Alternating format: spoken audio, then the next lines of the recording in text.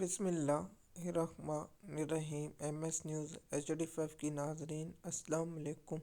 امید ہے کہ آپ لوگ سب خیریت سے ہوں گے۔ جو مین ٹاپک ہے کہ کیا بلاول بھٹو کو بھی وزیر اعظم بننے کی خواہش پیدا ہو چکی ہے، تو اس کا جواب ہے جی۔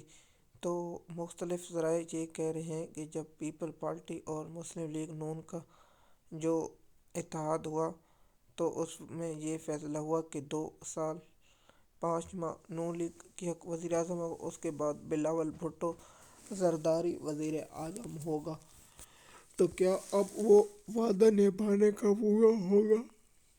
لیکن جو مسلم لیگ نون کو سیٹیں دی گئی ہیں جو PTI کی چھین کے، تو اس کے بعد جو معاملہ ہے کیا وہ وزیر اعظم نواز شریف بننا چاہتا ہے، اس پر ٹاپک کال انشاءاللہ بہت سے بناؤں گا اور بہت سے رازوں سے پردہ اٹھاؤں گا۔ تو کیا آپ اس پر کیا تاثر رکھتے ہیں کہ بلاول بھٹو زرداری وزیر اعظم بننا چاہتے ہیں کہ نہیں؟ آپ نیچے کومنٹ میں ضرور بتائیں۔ مزید کیا آپ اس پر کوئی رد عمل دینا چاہتے ہیں یا نہیں؟ آپ اس پر کیا رائے رکھتے ہیں؟